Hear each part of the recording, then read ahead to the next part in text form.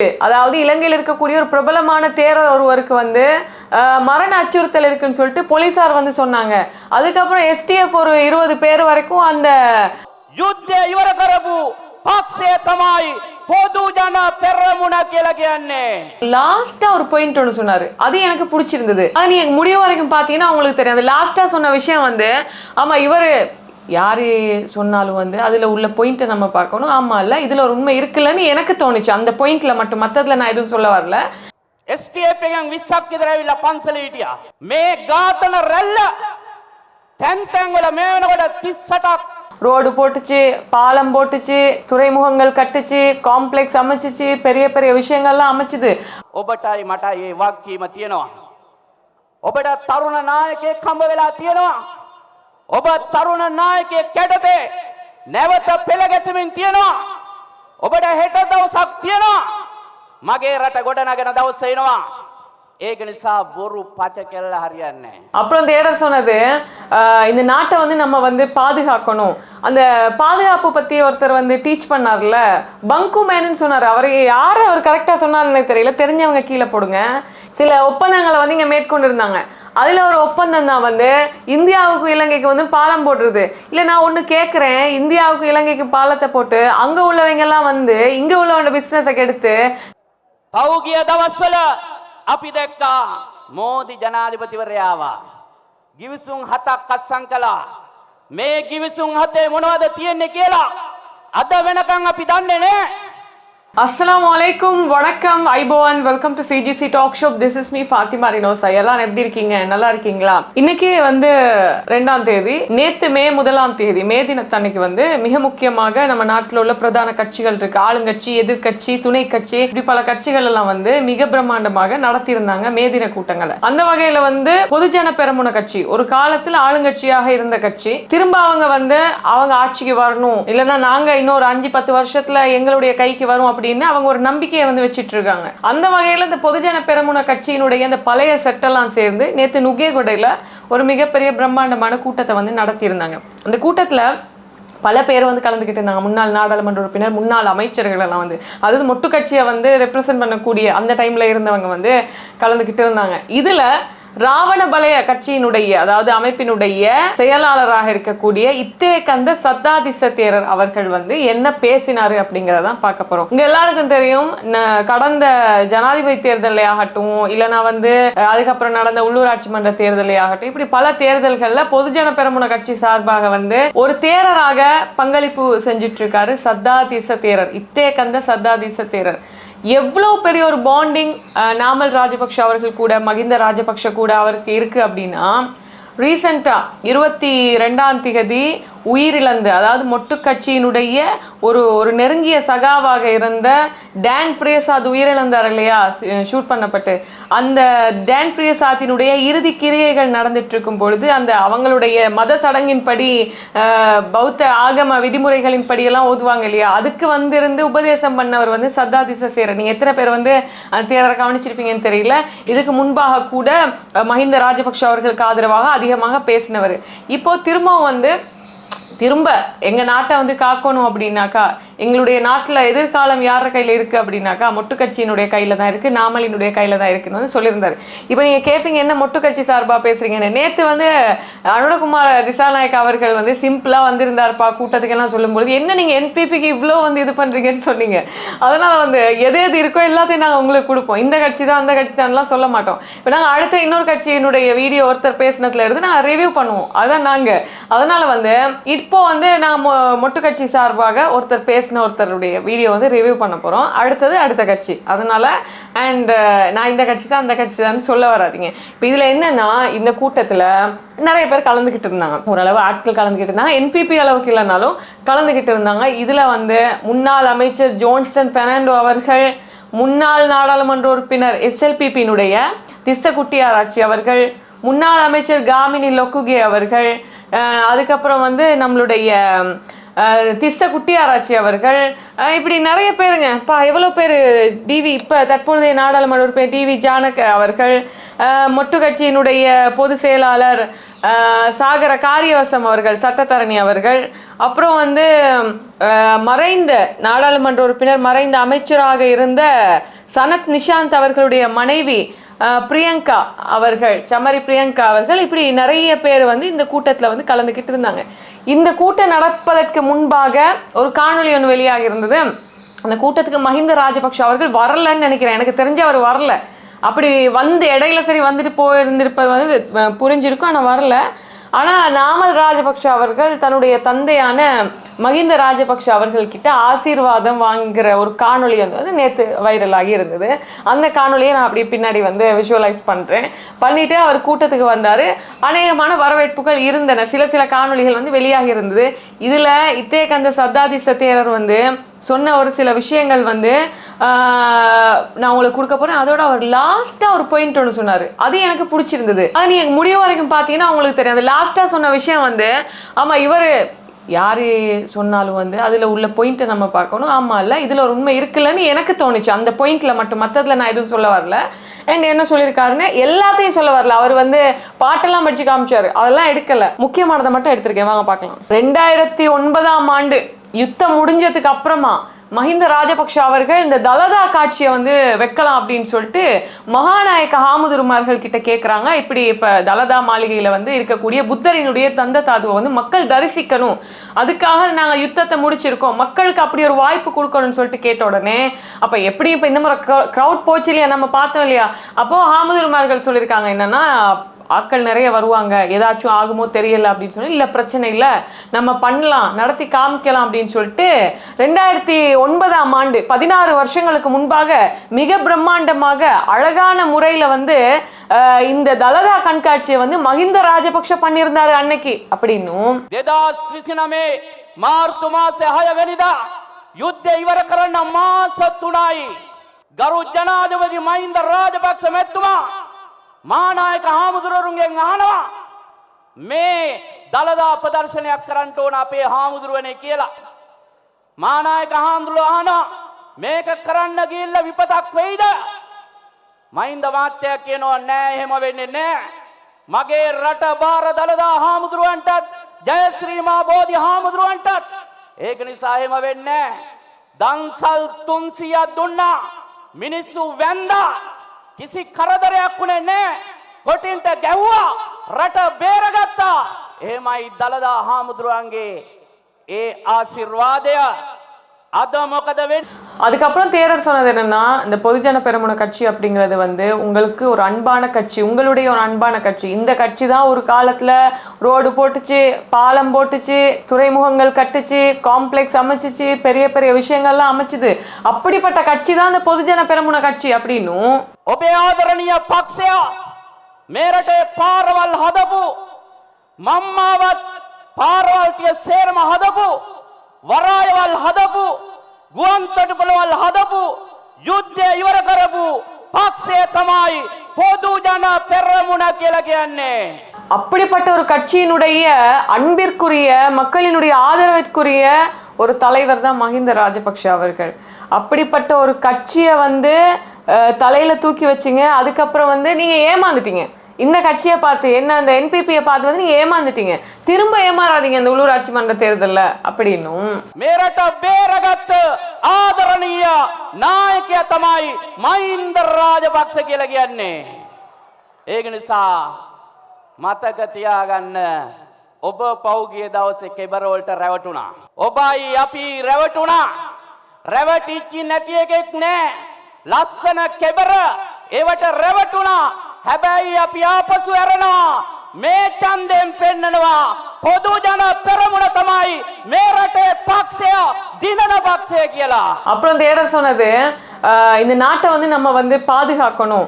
அந்த பாதுகாப்பு பத்தி ஒருத்தர் வந்து டீச் பண்ணார்ல, பங்கு மேனன் சொன்னார். அவர் யாரு அவர் கரெக்டா சொன்னார்னு தெரியல, தெரிஞ்சவங்க கீழே போடுங்க.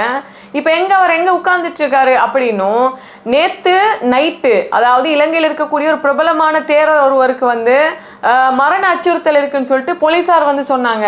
அதுக்கப்புறம் எஸ்டிஎஃப் ஒரு 20 பேர் வரைக்கும் அந்த மதகுருக்கு பௌத்த மதகுருக்கு வந்து பாதுகாப்பும் கொடுத்திருந்தாங்க. இப்படிப்பட்ட நாடு, அதாவது யாருக்குமே ஒரு பாதுகாப்பு கிடையாது, இங்க உள்ள மக்களுக்கு பாதுகாப்பு கிடையாது. இந்த நாட்டுல இதுவரைக்கும், இந்த வருஷத்துல இதுவரைக்குமே 26 பேர் துப்பாக்கி சூட்டுனால இறந்து போயிட்டாங்க. நாட்டை வந்து பாதுகாக்கிறது தான் ஒரு கட்சிக்கு அனுமதி கொடுக்கணும். ஆனா இந்த கட்சி வந்து நாட்டு மக்களை வந்து அழிச்சிட்டு இருக்கு அப்படிங்கிற மாதிரியும் என்பிபி சைட்ல ஒரு குற்றச்சாட்டுகளை வச்சிருந்தாரு. දැන් අර කෝ අර ආරක්ෂාව සම්බන්ධ විට බොහාදයා බංකු මෑන් පේන්නවත් නැහැ. බංකුත් නැහැ ඌත් නැහැ.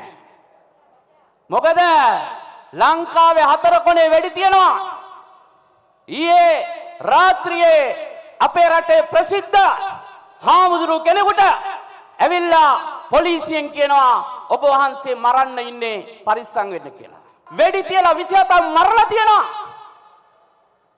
මේක මෙහෙමනම් ආණ්ඩුවක් ඕන වෙන්නේ නැහැ. එහෙමනම් ආණ්ඩුවක් අවශ්‍ය වෙන්නේ නැහැ. ඒක නිසා මතක තියාගන්න, ආණ්ඩුවකට දෙන්නේ ජනතාවගේ අයිතිය රකින්න, ජනතාවගේ ජීවිතය රකින්න තමයි ආණ්ඩුවක් පත් කරගන්නේ. උන්ට ඒක බැරි නම් උන් එළවන වැඩේ අපි කරන්න ඕන කියන එක පැහැදිලිව තේරුම් ගන්න ඕන. உங்களுக்கும் எனக்கும் இந்த நாட்டை பாதுகாக்கிறதுக்குரிய கடப்பாடு இருக்கு. அதை நாங்க பண்ணணும் எதிர்காலத்துல. இப்படியே விட்டுற முடியாது இந்த நாட்டை. இப்படியே பல பேர் இறந்துட்டு இருப்பாங்க. அதுக்காகத்தான் உங்களுக்குரிய ஒரு தலைவன் இருக்கிறாரு, உங்களுக்குரிய ஒரு இளைய தலைவன் இருக்கிறாரு. அவர் யாருன்னு உங்களுக்கு தெரியுமா? அவர் தான் நாமல் ராஜபக்ஷ அவர்கள். அவர் இந்த நாட்டை காப்பாத்துவாரு அப்படின்னும். ඔබටයි මටයි ඒ වගකීම තියෙනවා. ඔබට තරුණ නායකයෙක් හම්බ වෙලා තියෙනවා. ඔබ තරුණ නායකයෙක් යටතේ නැවත පෙළ ගැසෙමින් තියෙනවා. ඔබට හෙට දවසක් තියෙනවා. මගේ රට ගොඩනගෙන දවස් එනවා. ඒක නිසා බොරු පච කෙල්ල හරියන්නේ නැහැ. அதுக்கப்புறம் அவர் சொன்னது, இந்த நாட்டில் அறகலையை தோற்றுவிச்சவங்களாம் அவங்க தான். அவங்க தோற்றுவிச்சது மட்டும் இல்லாமல் கோட்டா கோகமையில் கொண்டு போய் ஒரு ஹாஸ்பிட்டல் உருவாக்கினாங்க, ஒரு லைப்ரரி உருவாக்கினாங்க, மரக்கறி தோட்டத்தை வச்சாங்க, அங்கவே குடும்பம் நடத்தினாங்க. இதெல்லாம் பண்ணவங்க யாரு? இவங்க தான் செஞ்சாங்க. ஆனால் இந்த நாடு வந்து இப்படியே ஒரு நிலைமையில போச்சு அப்படின்னாக்கா அடுத்த வருஷமே இந்த ஆட்சி வந்து கவிழும் அப்படின்னும். அப்புறம் என்ன பண்ணாங்க? கோட்டாவை வந்து பாட்டு படிச்செல்லாம் விரட்டி இருந்தாங்க. இதெல்லாம் செஞ்சவங்க எல்லாமே வந்து இந்த என்பிபியினர் தான் அப்படிங்கிற மாதிரி இவர் வந்து ஆளுங்கட்சிக்கு தான் நிறைய வந்து, எனக்கு தெரிஞ்சு நேற்று மே தினத்துல எஸ்ஜேபி ஆகட்டும், அதாவது பொதுஜன பெரமுனை ஆகட்டும், ஏனைய கட்சிகள் ஆகட்டும் வந்து அனுரகுமார் திசாநாயக் அப்படிங்கிற வேர்டை நிறைய பேர் யூஸ் பண்ணியிருந்தாங்கன்றது கூட ஒருத்தர் எடிட் பண்ணி போட்டிருந்தாரு. இன்னைக்கு எல்லாமே அனுரகுமார் திசாநாயக்கை பத்தி தான் பேசியிருந்தாங்க அப்படிங்கிற மாதிரி. ඊළඟ අවුරුද්දේ ජනතා විමුක්ති පෙරමුණ මේ රට බංකොලොත් කරන කාර්යයට අත ගහලා නොයෙක් උද්ඝෝෂණ කළා, ජනාධිපති මන්දිරය වට කළා, ලේකම් කාර්යාලය වට කළා. මොනවද උනේ? ගෝල් පේස් එකේ ගෝටා ගෝ ගම කියලා එකක් හැදුවා. ගෝටා ගෝ ගම කියලා එකක් හැදුවා. ඒ හැදුවා විතරක් නෙවෙයි, ගෝටා ගෝ ගමේ පුස්තකාල දැම්මා, ඉස්කෝල හැදුවා, පන්සල් හැදුවා, පල්ලි හැදුවා, කෝවිල් හැදුවා. එතකොට එළවලු හිටෙව්වා, ගෙවල් හදලා දුන්නා, විවාහ කරලා දුන්නා, උන් ළමයි හැදුවා. සේරම කළා. නොකරපු මගුලක් නැහැ. වෙසක් කූඩු හැදුවා කළු පාටට. අන්තිමේට මුන් රබම් පදක් ගැහුවා අපේ කට්ටියට නේද? ඇයි රබම් පද මතක නැද්ද? ඥාන කිරිල්ලිට එන්න කියාපිය, සීත කිරිල්ලිට එන්න කියාපිය, ගෝට කුරුල්ලට එන්න කියාපිය, මේවට උත්තර දෙන්න කියාපිය කියලා ගැහුවේ. ඕගොල්ලෝ ගහලා බලන්න ආසීතේ. හැබැයි මතක තියාගනින්න, මේක අපි වෙනස් කරනවා. වැඩි දවසක් නොවින් අපිත් රබම් පද ගහනවා. ஹரிணி கிரில்லிட்ட என்ன கியாபிய. சில பேர் என்கிட்ட கேக்குறாங்க, நாமல் ராஜபக்ஷ விட்டுட்டு போகலையா, இன்னும் அவர் கூடயே தான் இருக்கீங்களான்னு கேக்குறாங்க. நான் ஒன்னே ஒன்று சொல்லிக்க விரும்புறேன், இந்த நாட்டினுடைய ஜனாதிபதியாக நாமலை ஆக்குற வரைக்கும் நான் போக மாட்டேன். நாட்டினுடைய ஜனாதிபதி ஆக்கிட்டு தான் நான் நாமலை விட்டு போவேன் அப்படிங்கிற மாதிரியும். සමහරයන් අහනවා නාමල් හාමුදුරනේ ඔබ වහන්සේ දාලා යන්නේ නැද්ද කියලා. මං ඇහුවා දාලා යනවද කියලා. දාලා ගියත් පස්සෙන් එනවලු. ඒක නිසා අපි නාමල් දාලා යන්නේ ඔව් මේ රටේ ජනාධිපති කළා තමයි කියන එක මතක තියාගන්න ඕන. කිසිම බලවේගකට යටත් වෙන්නේ නැහැ. තර්ජන අනම්මනම් කූඩු අනම්මනම් කූරු කොහෙත් එකයි අපිට අපි මේ රට නැවත පොදු ජන පෙරමුණට හරවලා මිසක් පස්ස බලන්නේ නැහැ කියන එක පැහැදිලිව කියනවා. ඒක නිසා මේ රටේ ඉන්න මිනිස්සු පෞගිය දවස්වල අපි දැක්කා මෝදි ජනාධිපතිවරයාව ගිවිසුම් 7ක් අත්සන් කළා. මේ ගිවිසුම් 7 මොනවද තියෙන්නේ කියලා අද වෙනකන් අපි දන්නේ නැහැ. අද වෙනකන් මොන් කිව්වේ නැහැ. මේ රට ආරක්ෂා වෙලා තියෙන්නේ මුහුද නිසා.